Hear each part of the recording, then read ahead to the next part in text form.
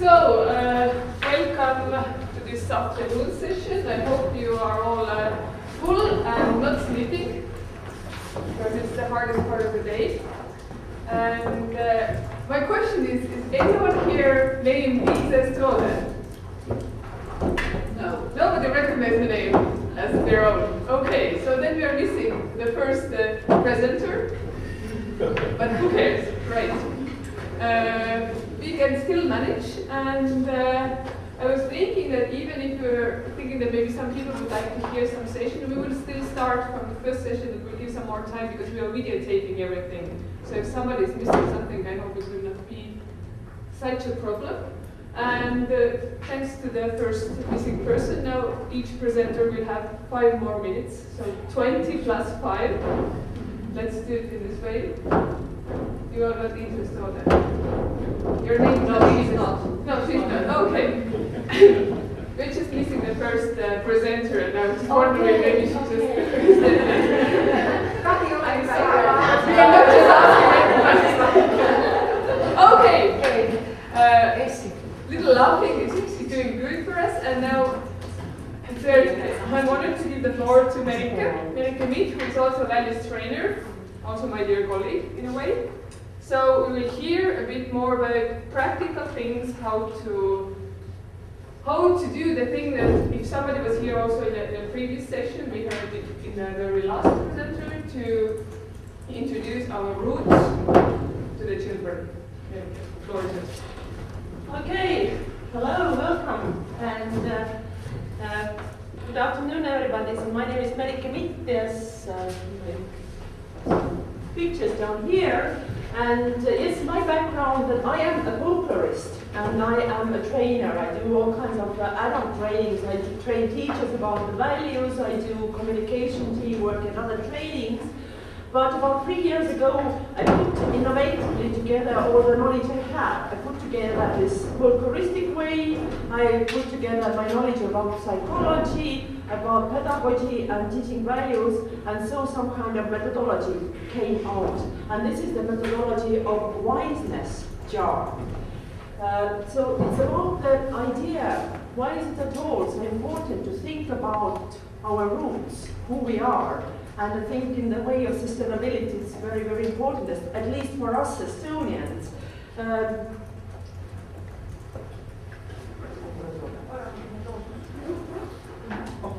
Because actually one of those ideas that's 2 years ago, there was one, 2013, there was a survey about Estonians. It was, and remember, 2 years ago, the threat of invasion to Estonia wasn't so big as it is today. So at that time, there was a survey which said that about 1/5 of Estonians are ready to leave Estonia in case of invasion. Actually, it's 1/5. And 6% would do it absolutely surely. They would leave instantly. 14% would do it probably. And we can compare it with the time when Estonia really we really lost lots of people in the end of World War II. 75,000 people left Estonia. It's about 7.5% of the population. As in Estonia, we have 1.3 million, so all those percentages are quite big numbers for us. So I think looking at these numbers, and as I'm saying today, maybe the threat of invasion somehow can be even bigger than 2 years ago. So would it be really important to teach children something about patria, something about your roots, something that we do have? Because the other thing what really comes here is globalization. When we think about globalization really a lot, all kinds of traditions that bear our values, they have in common thing quite a lot in the world. For example, this kind of tradition, you can see Halloween, which is all global thing and which is coming more and more to Estonia too. And we have quite a similar thing at St. Martin's Day in November, which is still very lively thing. And they have actually the same root. It came from Europe once, and it has the root that we are really honoring our ancestors, we are honoring the dead ones. But when this same tradition went over the ocean, what it became over the ocean, this is more like vampires, bad, yeah, oh, some horror, think horror. It's more horror and horror. And in Estonia, for us, still, our nation's specialties that symbols for us are the friends. They come to care for us. We bring them food we really care for the souls. They are nothing to be afraid of somehow. And today the tradition of trick or treat in Estonia, it's really good. It's translated, straightly translated candy or bomb. When it comes candy or bomb. And in Estonia, it is the same route. They come and they are presenting some kind of stories. They have some kind of, and they are really coming and giving some good wishes. We wish you luck. We wish you luck for your cake, for your fields. I wish you luck. And then we of course want to treat. And when you don't give treat, of course we have tricks. But it's not about bomb or candy. It's more about I wish you good. Will you give me candies too? So this is about the values, or about how the same value, the same idea can go into different parts. So what I'm trying to do with my methodology is really that in Estonia, I think in every nation, there are such deep things to value, and we don't have to take those things automatically. Of course, today also young people want to do trick-or-treats or all those horror things, but still I can say, especially younger ones, this is very lively. They go behind the doors, they sing, they wish luck, and of course they want candies after that. And the choice of the values. What kind of, it starts from even smaller everyday things. What I do teach to the kindergarten teachers or to anybody. It depends whether I take all, again, the globalization things. What values do they bear? And I'm not saying anything is bad. I think all the values are okay, but this is the choice, what values do I give? Or through all kinds of small things, which are these are typical Estonian things, to see that we also have good things. With this consumer, with all those advertisements, it's very hard to compete with them. But everybody wants Barbie for yourself. You can't say that all the cute things, all the homey things are also good. So that's why I'm saying that many people say, oh, no values in Estonia, we want abroad, they have everything good there. And actually what is said, especially in Estonia, as we have here the situation that as globalization is coming, and the living standard, for example, in the northern countries is much bigger. Really, lots of Estonians have come abroad to work there. So it is said that due to our climate, due to our economical situation, there is not more any logics to stay here than actually the feeling that I love my country, that I value something which is connected with my roots. And during recent, I have met quite a lot of young people who are saying, no, I come back and now I understand, it's good here. But why not teach it while we are already here? So what we have done, I have had this wiseness jar thing. And wiseness jar, as we Estonians still are very active in putting all kinds of things into the jars. They put jams, they put mushrooms, we really do all those things. So I put a wiseness jar, I put there the proverbs. As there comes my folkloristic way.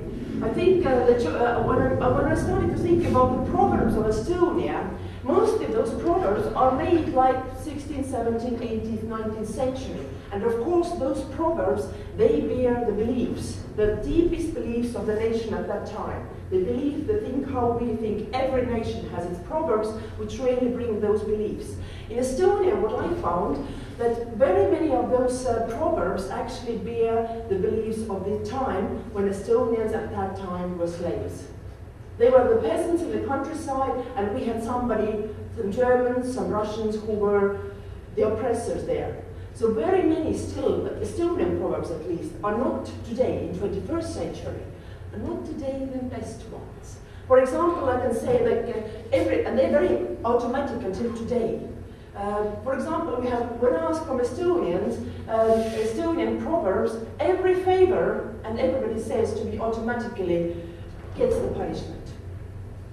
Ükski heategu ei jää Estonians really. It comes so, and then they say, why Estonians are so inward? Why don't they help out so very much?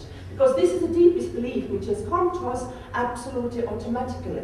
We have actually such kind of saying that too much joy will bring tears. And it's really like, if you see children getting too much, of course, it very often goes like that. But actually, what we think about in the adult way, too much joy, you can't have too much joy. There will be tears someday.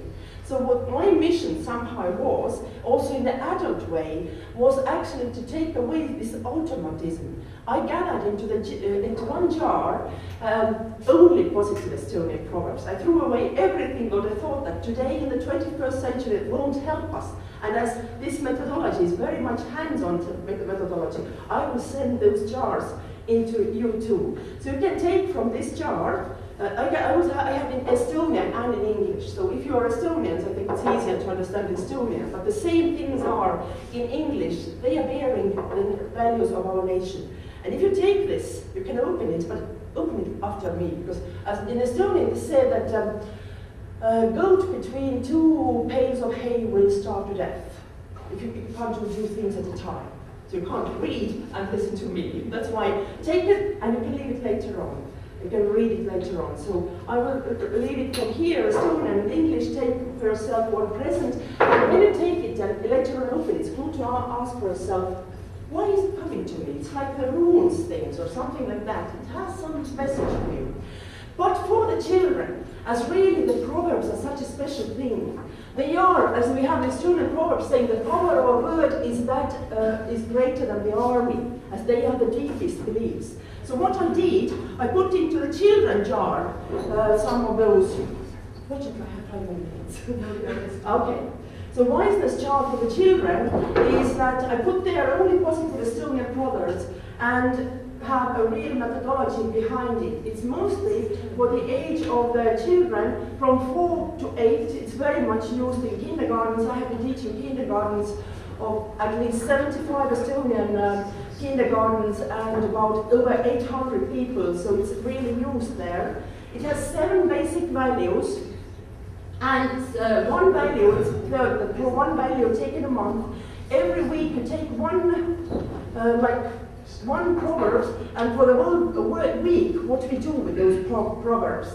And there are 7 methodological activities what we do, and I have a book where I have just gathered ideas how to bring to the people different kinds of values. So what are those values?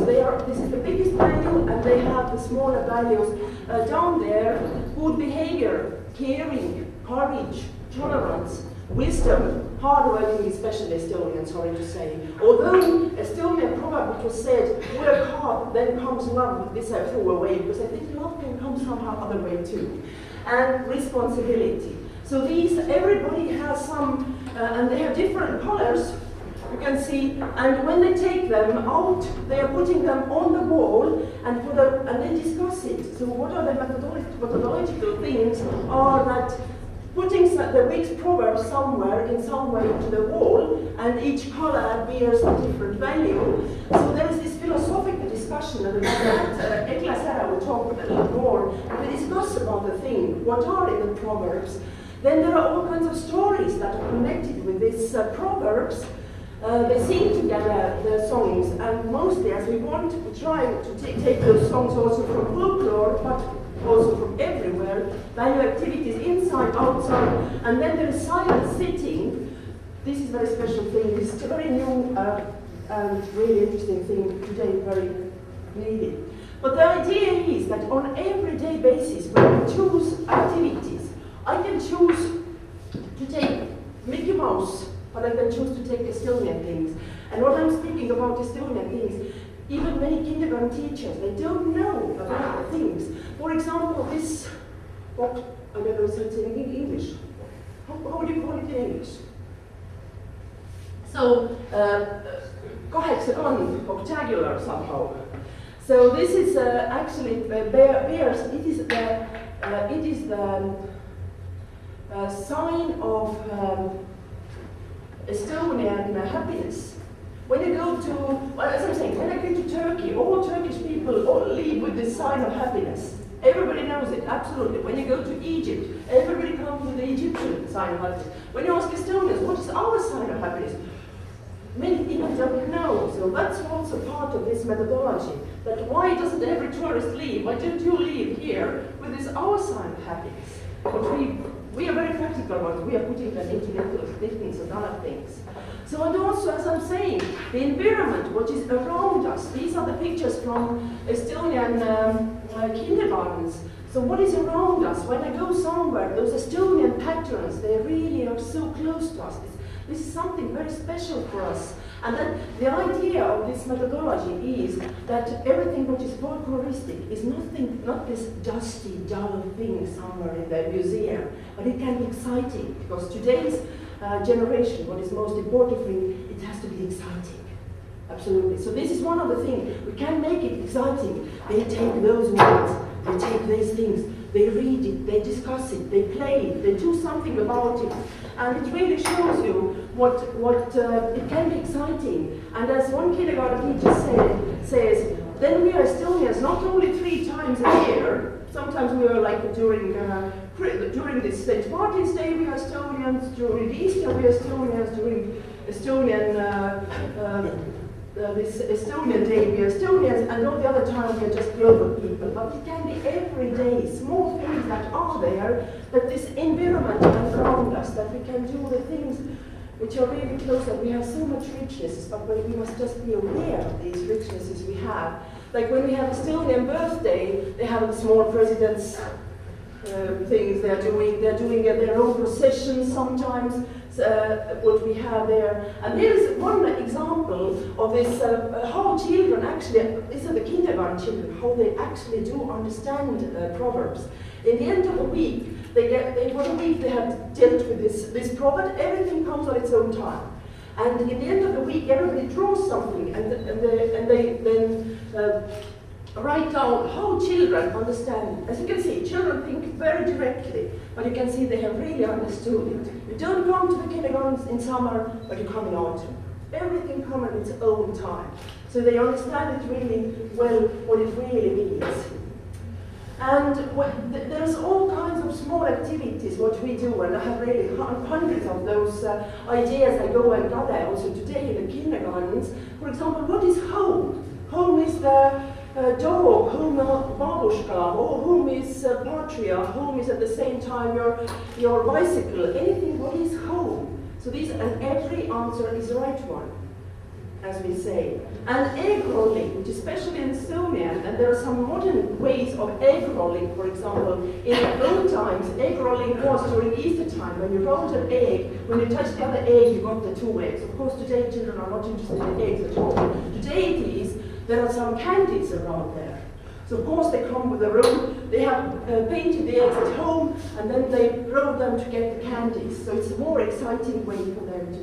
But I understand all the meanings are in there. So I just wanted to the end put, this is our classic, Anton Hansen Tammsaare, what he has said about these roots things. Where there is no patria, where people live in a foreign land, there is no humanity, deep and real humanity. The biggest fortune of a real person is a language, is his language and his humanity. That's it. Thank you.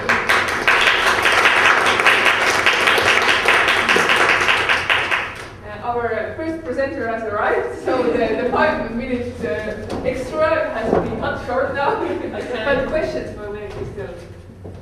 No, I would just love to give you a comment and an example that I feel that Estonians are very patriotic during many days. Well, I come from Finland, and on the map you saw this happiness index.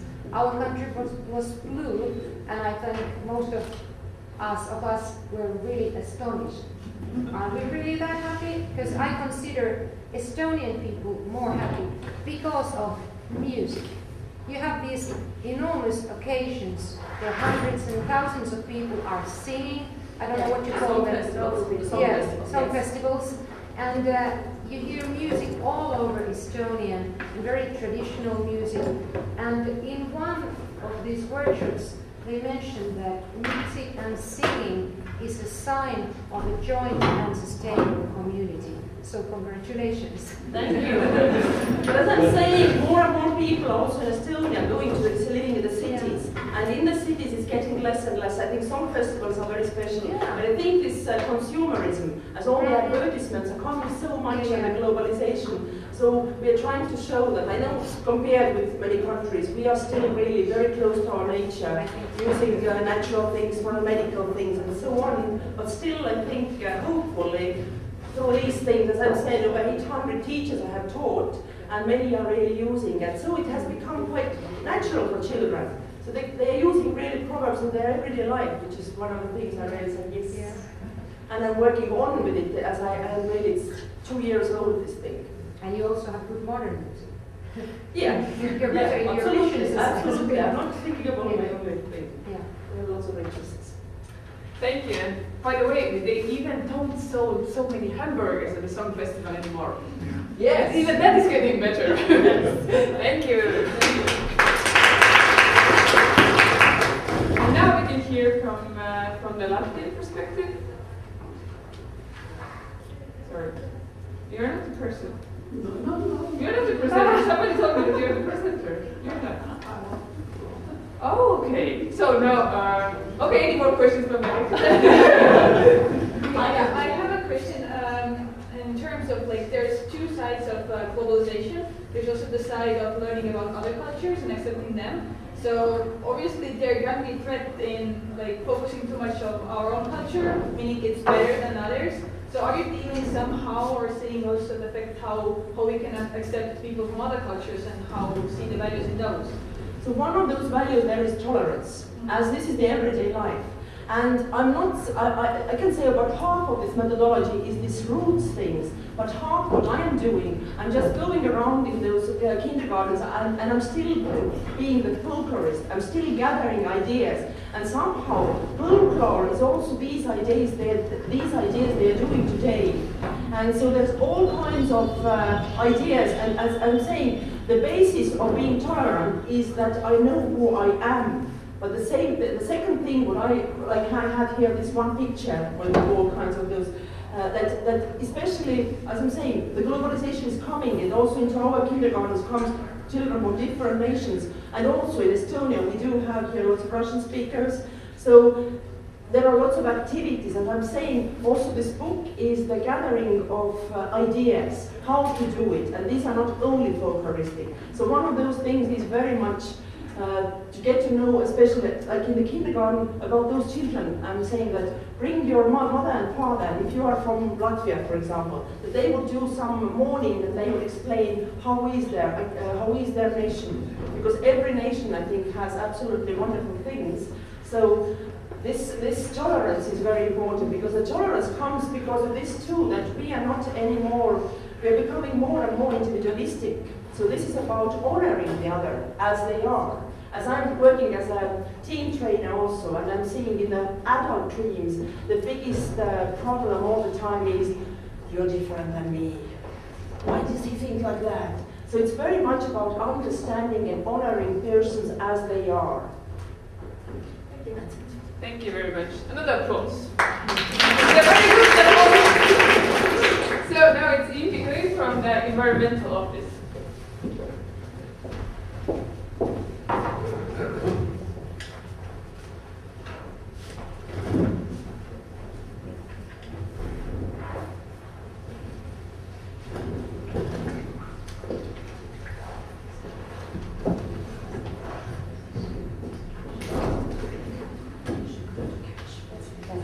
Hello everyone, I'm Ilze, and my presentation is titled, Why Should They Care? Now, who is they? What do you think? They is teenagers. And maybe I'm not the right person to speak at the values section, as I'm trying to draw a dividing line between us and them. I don't know, so you speak of tolerance. Well, actually what I'm trying to do is quite the opposite. So, I'm from Environmental Board of Estonia, and more exactly from Environmental Education Department, where there are about 20 people in different parts of Estonia organizing workshops and study programs at school and at nature houses. Depending on the region where exactly we work. Now, here it is another picture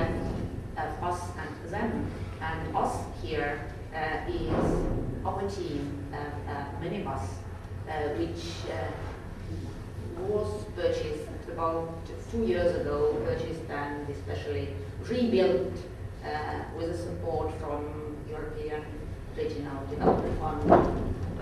And the aim of this bus is to take ourselves and our equipment to a school in Harju, Rapla and Järva County, where environmental board doesn't have any nature houses.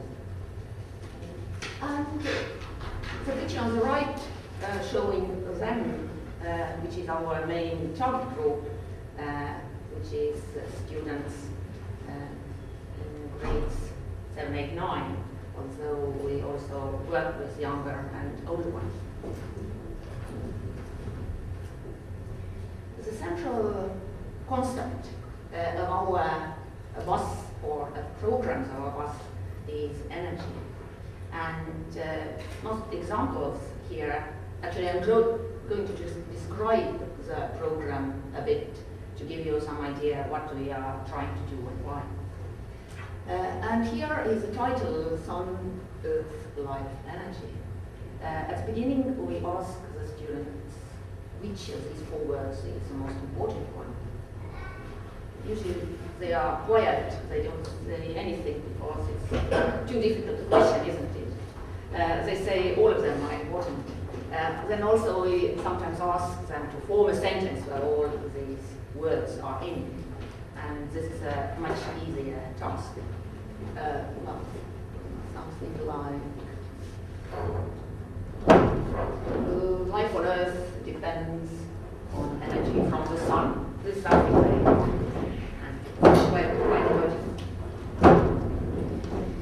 well, this is a picture we usually start our presentation or class with. And the aim of it is somehow to maybe surprise our audience and also to use a picture because, as I say, one picture is better than 100 words. And we hope that these young people start maybe comparing themselves with animals, with different types of creature. But we also ask them to read the sentence, this famous saying, we haven't inherited this planet from our parents, we borrowed it from our children. And well, if you imagine students 14 thinking about their own children, well, when do they come? So when? Anyway, we ask them to work in pairs and speak about what this sentence means to them. And later on, we ask them to share. Usually they don't want to do it. But we're not going to force them either. And we must be ready to share how we feel about our children, our parents, and our planet. And actually, I think the most important thing is thinking about values. Why values? Why am I here at the values section? It is because I really believe that we only can change, if we want to change young people's behavior, if we manage to touch their values somehow. And the first thing, and we have only 2 hours. This is how long or short our programs usually are at schools. It is a very short time. And I think we can only be successful if we manage to touch their values somehow. And first, we have to value their needs. And if they need to feel safe and they don't want to share their very personal feeling at the beginning of the program, well, we can't force them. But it is important, I think, that we are really open, we speak how we feel about important things and what our values are. So now I'm thinking about some presentations today and yesterday where different opinions about it were expressed. Well, this is what we believe. Anyway, we're going on in our class in a bit lecture-like mood, and here is the essence of what we are trying to explain or discuss. Growing population, production and consumption. Not all resources are renewable, and there are not enough suitable habitats because people are using so many resources. Well, there are several photos or slides, of course, in our presentation, and it is not a real lecture, as we, from time to time, we ask students to share their opinions and feelings and ideas. But here, that's a group task. We give each student a slip of paper with one type of energy written on it. So here we have chosen wind energy, hydro energy, energy from wood, as this is a very common resource in Estonia, energy from fossil fuels, also because Estonia depends on these fossil fuels quite a lot. And energy we get when we eat beef, well, which is a bit different one, isn't it? And then they have to form groups and in about 5 minutes discuss 3 questions about their type of energy. So here are these 3 questions. So if you remember the title of our program, it was Sun, Earth, Life, Energy. So sun was the first thing. And this is the first question here is very important. Because this is something they have learned in geography lessons.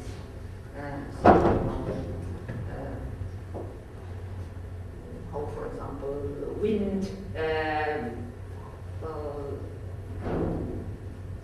what are the reasons or causes of wind and so on.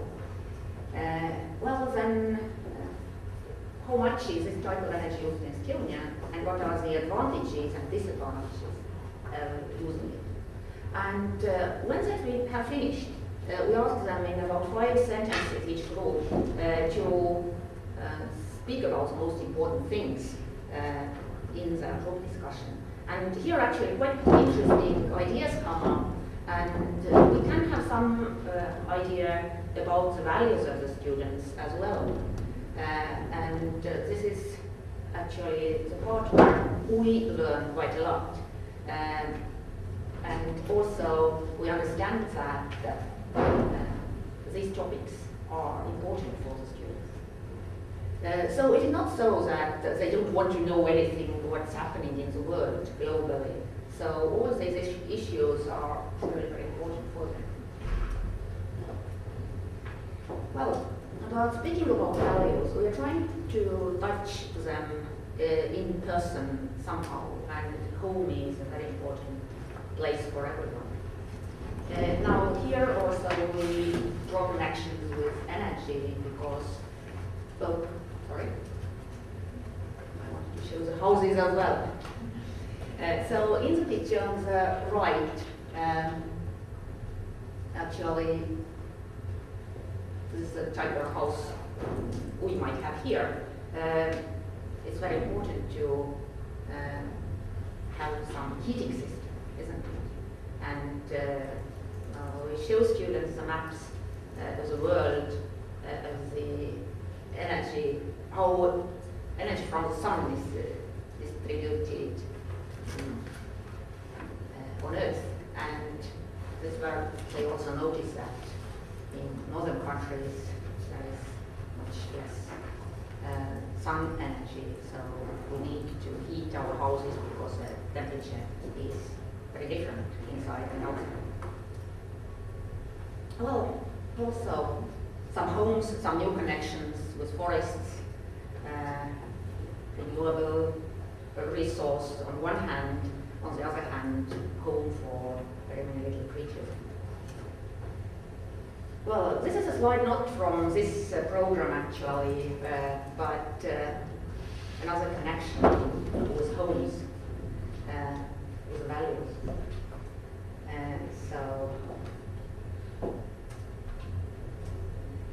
And going back to our one of the main topics or messages, so people are altering our planet too much, and there is not enough space for ourselves and for other creatures, organisms to live. This is not a home for very many living creatures. Well, here is Leho in the picture on the right, explaining how solar panels work. And here there is another picture, a green plant. And in this picture on the right, it actually says that we have learned from nature how to save energy from the sun, but we are doing it in a different way. And here is a picture, especially the one on the right. You can't see anything like this in Estonia probably, but in many other countries you can. And here I also want to bring out a negative aspect which has come up during one of our workshops in a school where we were trying to explain that there are many people on Earth and we need to save energy and create or preserve habitats. Now, in Estonia we have quite a lot of wildlife yet, fortunately. And then there was a teacher at the school, a sports teacher, who said in a loud voice in a class of teenagers that, well, this is not our problem, so this is something we don't have to worry about. And actually, I was feeling really sad and I didn't know what to do with it. It was so surprising for me. Well, anyway, at the end of our program, we still offer them some ready-made answers. We show them a video clip and ask students to find out as many different ways of saving energy. It is a cartoon. We're not going to watch it here. We're going to watch another video. Well, and here are some photos of the program or the workshop. In the second lesson, second part of our program, we make some experiments or some practical things. We usually now do it in groups. So we give the students some gadgets from our homes, well, like a roaster or we sometimes have an iron, or we boil some water, and we measure how much energy these appliances use. Well, we also measure temperature, and to explain that some energy turns into heat, which is another form of energy. Well, now here there are two pictures. The one on the right shows how Kõiv is explaining the students or helping them to work with a computer model where they are insulating homes, and it shows, well, you can choose which part, either a roof or a wall, you want to insulate, and how thick the insulation is, and then you can see how much less your electricity bill is. And the picture on the right here shows two different photos of a schoolhouse, actually. There is another better picture. Next slide. And as we have an infrared camera as part of our equipment, which is really famous, which is really famous and among headmasters of schools, because they can see that should do some installation in the school. Well, I will also try to draw connections with energy, food, and with water temperature here.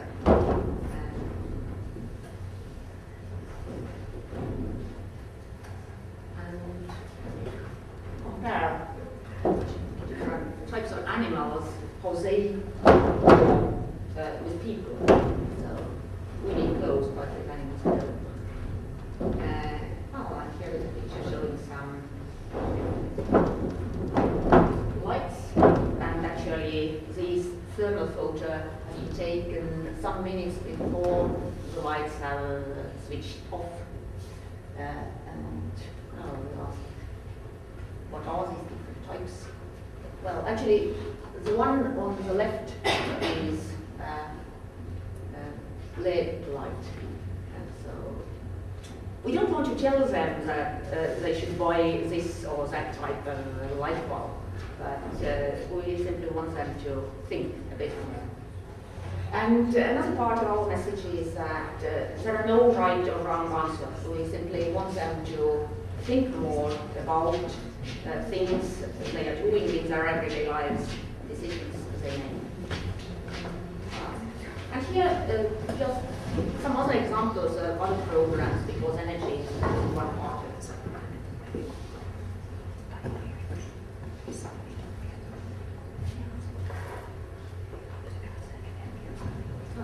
And to finish with, there is a song which actually I learned about 20 years ago, maybe even more. So, as I was at a course of English teachers, and we learned it from Merike. And why I'm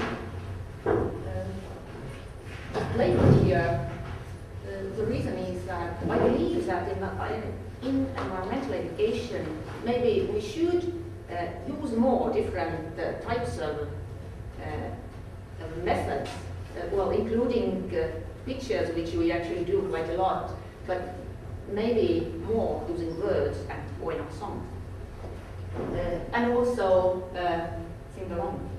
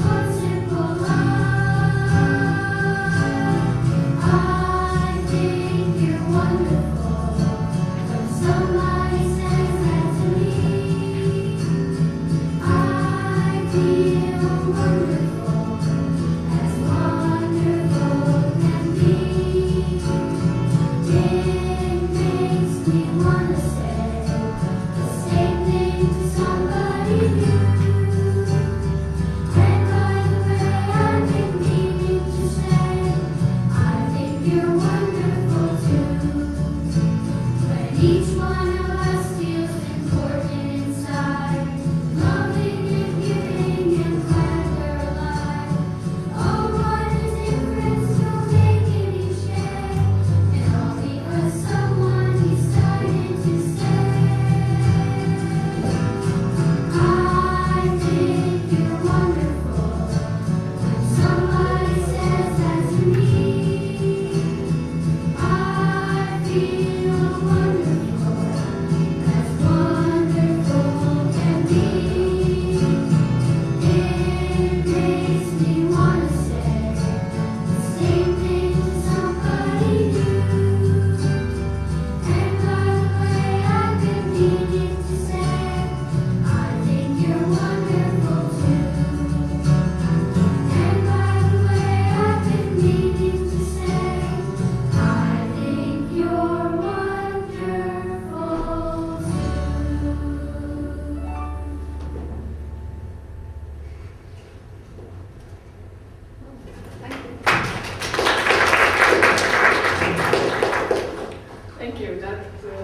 really made me smile. I feel very wonderful now. Some wonderful questions. Yes, please. Well, thanks for that. I think it's full of clear ideas, very interesting. My name is Orru from the University of Latvia.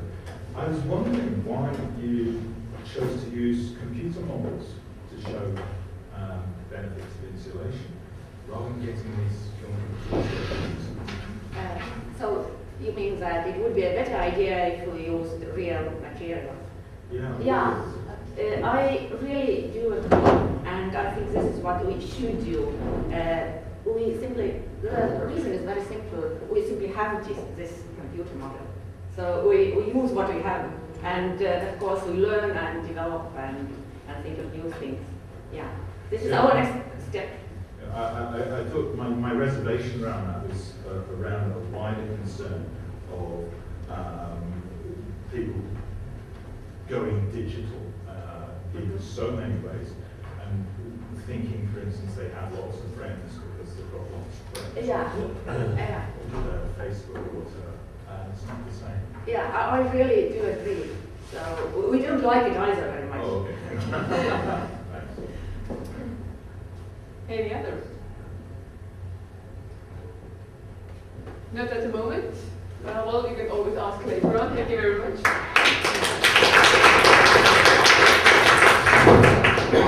Now we have our third presentation in the session. Everybody who wants to leave can leave now or stay here forever. It's nice that you are moving back to Tartu University. And we hear from Kati. Orru, who will present an interesting paper that has been done together with her colleague.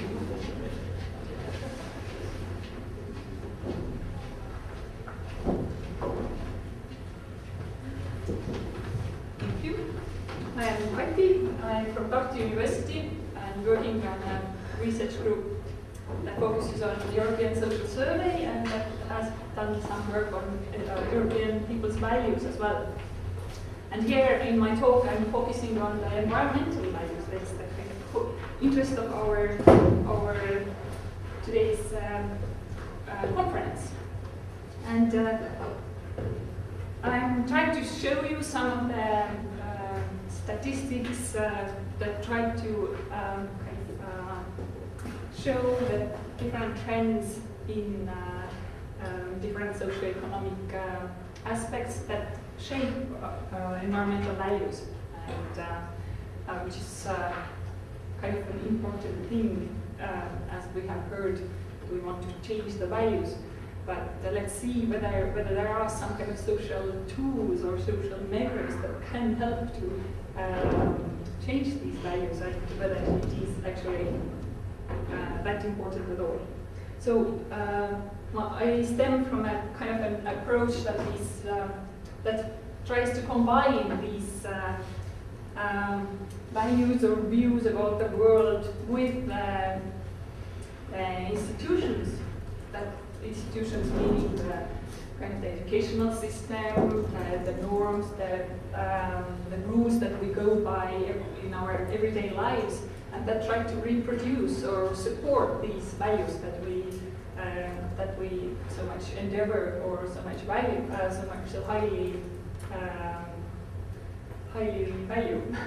Yes, but at the same time, I also understand, as also Merike, for example, showed, or the other practitioners have shown, that how important is the kind of the general structures around us that limit or enable these values to be materialized or to be carried out in our everyday practices.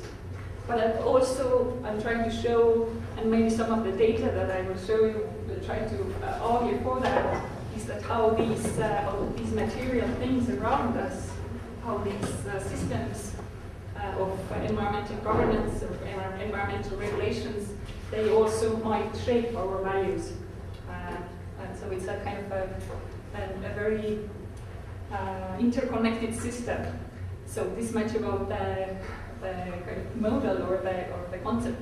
So I will try to give you some theoretical concepts about the drivers of these changes and this reflects also the previous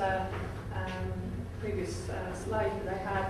That okay, we have these ideas that how that socio-economic transitions, how these shape our values. That, for example, in the Eastern European post-Soviet context, we have learned that very individualistic values come up, and maybe such kind of universalist ideas and also care for nature should actually go down, or we should care less about such universalist ideas and about solidarity or care for nature.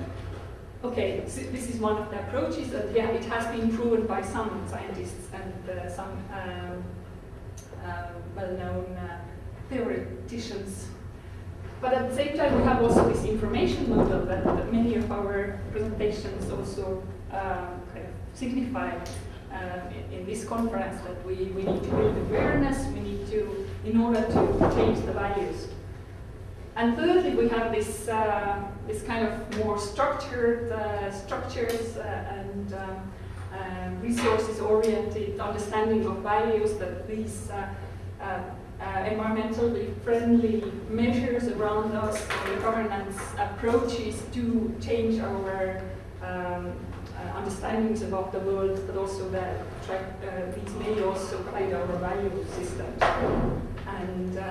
And also, if we take it even further, that these even little practicalities around us, these little amenities that we can use, that also start to shape our desires, our needs, our understandings of how the world should go about, and they also start to shape our values.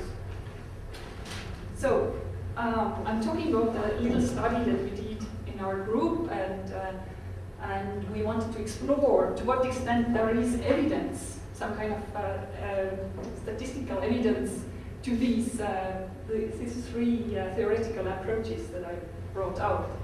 And so we wanted to explore to what extent the individual level determine and shape or predict the environmental values, and to what extent is it a matter of about the kind of social economical context, or the context of different environmental regulations and measures in place. So we used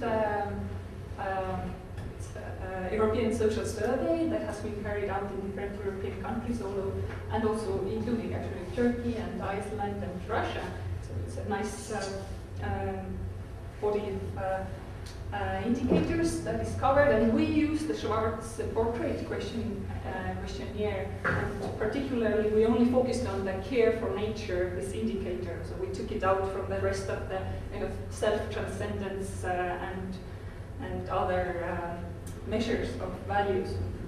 And of course we included different socio-demographical indicators, and also one indicator about the practices, which is ESS doesn't look at the environmental practices per se, but we had one indicator from there. So we looked at in order to establish some kind of a change phenomenon, and to test it, we looked at the 2004 and 2012 rounds of this ESS European Social Survey. And also we used the data, we tried to combine these ESS data with the multi-level data on, or kind of country-level data on European countries' kind of economic and social welfare. We looked at the Human Development Index, but also in order to kind of see the effect of different people's incomes and socioeconomic inequalities, and how these shape our understandings about the nature or the care for the nature. And then we looked also at in order to test this information-centered model, we looked at the proficiency of science, these PISA test results, and also practical environmental experiences. And we took, as an example or as an index of it, we took the climate death toll. So yeah, and as for the kind of the environmental effectiveness of the country's environmental governance, and environmental measures put into place. We took this environmental performance index that is compiled by Center for Environmental Law and Policy, Yale University. So we use this data, and okay, but coming back to these ESS, European Social Survey data, then we see that one thing that should enlighten Estonians or make us happy, we have been Estonians here, and throughout these years we have had very high environmental care levels, so which should be a kind of a good sign. Also, it's quite similar story in Finland. But also, interestingly, some Mediterranean countries have rather high levels of environmental care. But so altogether, it's rather blurry picture here. But we have tried to find some kind of system here, or some kind of establish some kind of patterns here. So we did our. This is a result of the regression analysis, and we showed we did see some of the patterns that have been already established in previous research, but just to show you some indicators. Age has a very important effect has a positive effect on the care for nature. The older you are, the more environmentally friendly you are. However, we also use the H-square, which shows, and the regression analysis shows that there is a curvilinear relation with care of nature. People, very young people and very old people, are kind of resignated from environmental care, environment, and do not really value it that highly when compared to the people that are in their middle age or at the kind of center of the life cycle. So, also, not very surprisingly, gender is a very important predictor. Female people are more environmental, have higher values in terms of environment. Education has an important effect. Higher education predicts higher care for nature, which is very predictive as well. Interestingly, household income per person has a negative effect on environmental care. The higher income you have, the less you care actually. So and our this country level analysis fits in quite well to these individual level results. Also, placement on the left-right scale does have an effect. The left scale, leftist people to support environmental. Are more environmental friendly, we can say so. But okay, so maybe let's go on with the country level analysis, which is the core of this analysis. So what we saw is a very strong effect of human development, actually, by kind of social security and social sustainability that predicts the ecological sustainability ideas, and to what extent these are supported in a country, and contradictory to the kind of Schwartz and the Ingelhardt's predictions that with the kind of socioeconomic development we should have higher development rates will predict higher care for nature. Our results do not support it. We show that the human development, but also the Gini coefficient of the different inequalities in a country, these predict the more unequal the societies in terms of the socioeconomic incomes or possibilities. The more unequal it is, the more it cares about the nature. So it contradicts Schwartz and Ingelhardt's propositions. What we also saw, which is kind of predictable from the analysis of the socio-economic indicators, is that the environmental performance is also negatively connected to the environmental care. So the countries that perform very well in terms of environmental governance, and they have very good measures and regulations that are environmental indicators show very well our efficiency. This predicts less environmental care. So, and also as for the practical experiences, this cumulative climate death toll, it also predicts, this supports this information-centered model, that if we have practical knowledge, then from these very complex processes of environmental change or climate change and the environmental impacts it brings along, this actually supports very much the environmental care attitude.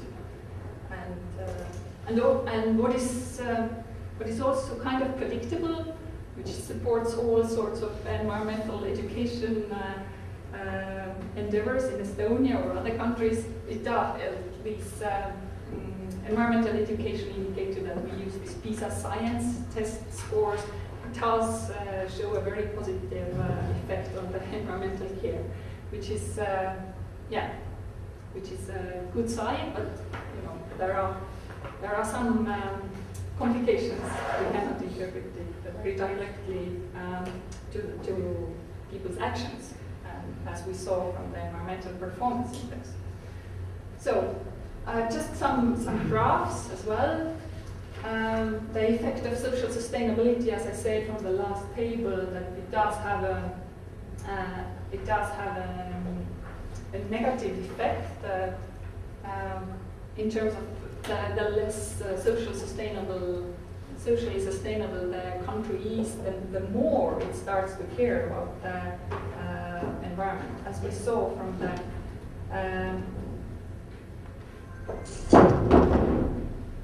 yes, this is the Human Development Index. The larger change in Human Development Index throughout the years, throughout these past 12 years, less than 10 years, predicts actually higher change or greater change towards the care of environment, care for environment. And this applies to these Mediterranean countries, interestingly. These have been really struggling in the economic recession, and somehow we can see that these countries do have turned to kind of the environment or the basic resources that we can use, and have started to put more emphasis to these aspects in their lives. As for the practical experiences, as I said, the climate death toll in past in over past decades, it does have an effect on care for nature. So practical experiences do matter. How sad it is, as it is. And the science test, a science test, does correlate quite nicely with the nature value as well. These countries that have been have had remarkably high scores in science test to also show higher care for the nature. So it doesn't show any kind of causal relationship here. We should refrain from this, from making any causal relations, but at the same time it does give some kind of indication. Either these very good science levels to really shape our understandings about the environment and how valuable and vulnerable it is, or the countries that have these values, these high environmental values, also put lots of emphasis on environmental education. So it's we don't know which was first. So conclusions. We can say that these economical ruptures may have had an influence on European countries' environmental care orientations, and it might be a case that these social inequalities have actually made us turn to the basic resources or the basic resources that we can depend on and value attributed to environment is somehow becoming more important to these countries that have been struggling.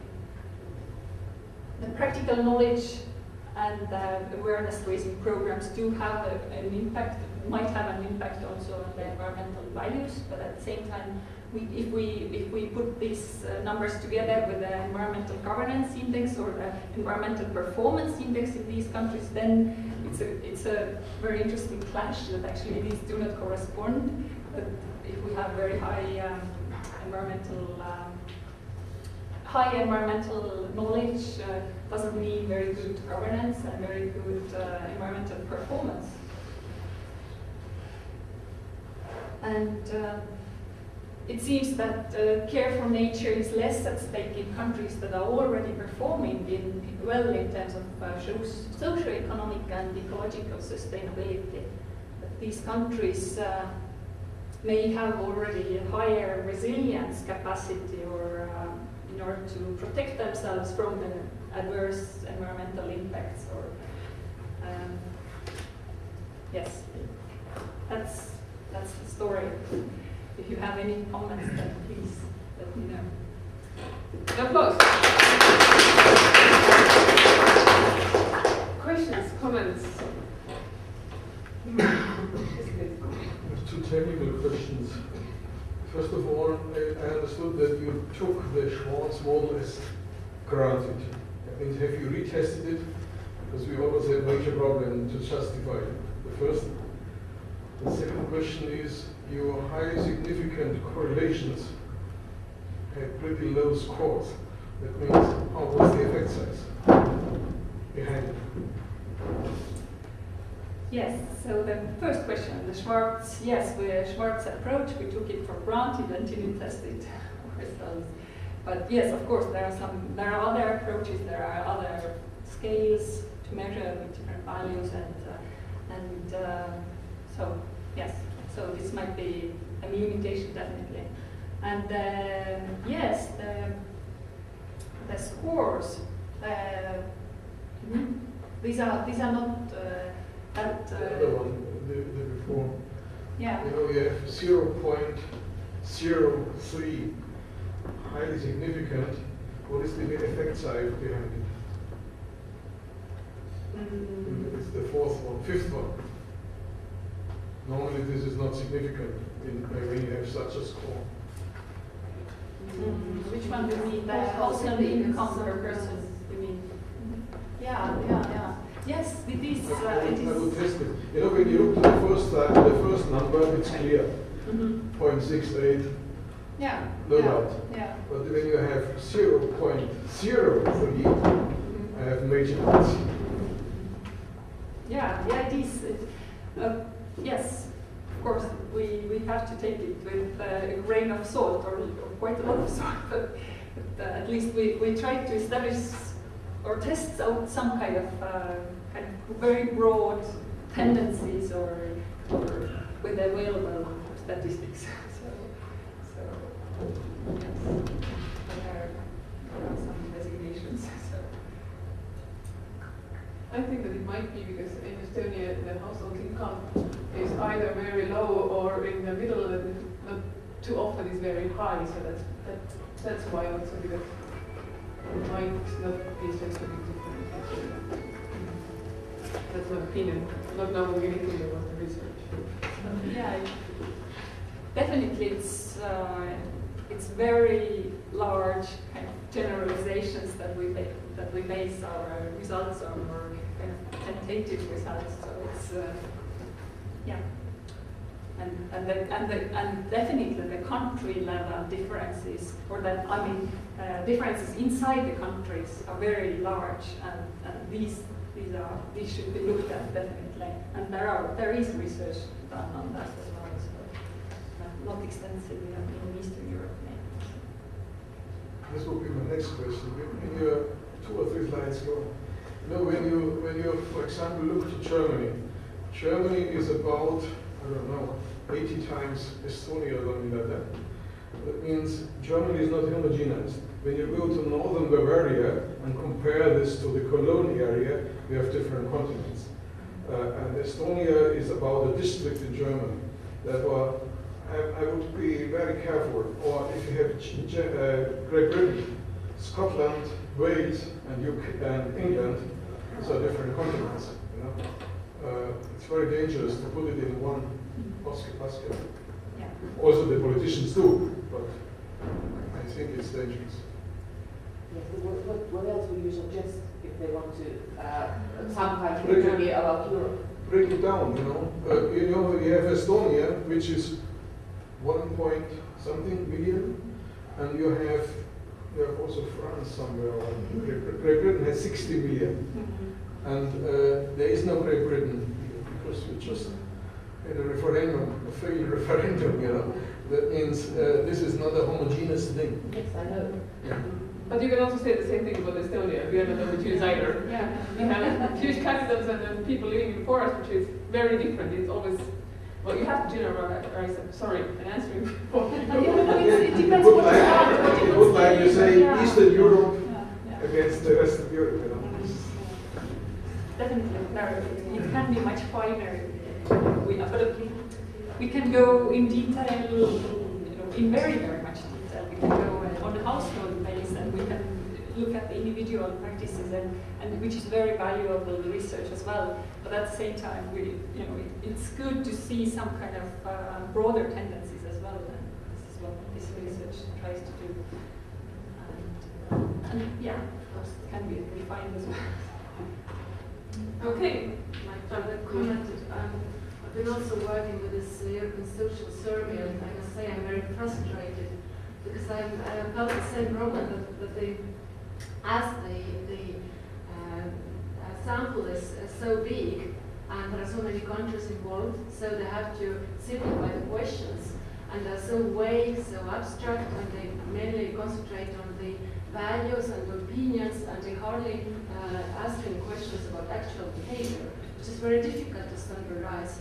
And I know that you're also a part of this working group who is developing this survey.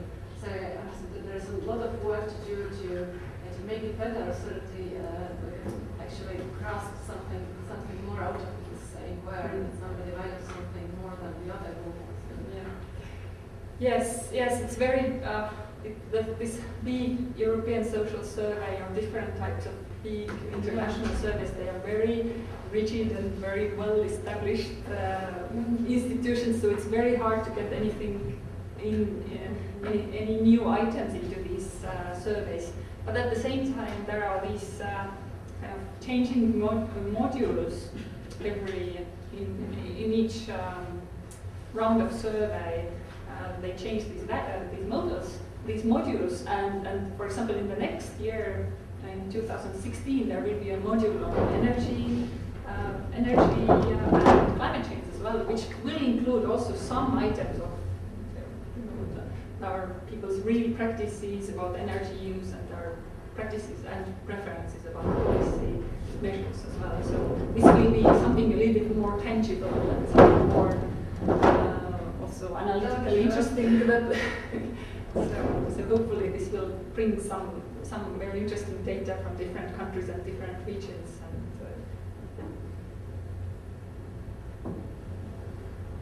Okay, thank you very much, and thank you for the questions. We have now 10 minutes left to the coffee break, and I would suggest do something similar we did in the morning, that you could a little bit talk to each other, or if you have some comments you still want to share with the whole panel here. But really, some people want to leave, and because some people would like to talk. So I will now explain, and then you start talking, right? So the idea is that you have 10 minutes and you have the coffee break. You can start talking here and then continue coffee break. I will not shout here that now it's the time for the coffee break. Please look at the time, because I know when you start talking it's really, really difficult to shout over you. And I'm sure you're all grown ups and you know how to look at the watch. So, and the task is to talk to people you don't know, to talk about those issues we have been discussing here. And if you have some sort of very good ideas, some sort of things that you would like maybe to be discussed also during the panel discussion tomorrow, then I think I can show it to you now. So, Katri's over there. Tell her if in your group now or during the coffee break you have some sort of very good ideas that you would like to include the panel discussion. I will thank you here now for the session, and please now you can start talking.